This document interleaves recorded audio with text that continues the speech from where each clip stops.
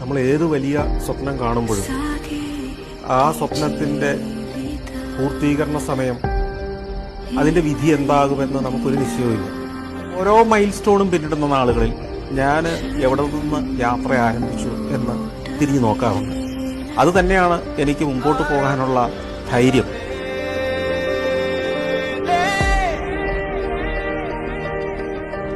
നേരം രണ്ടു വിധത്തിലാണ്.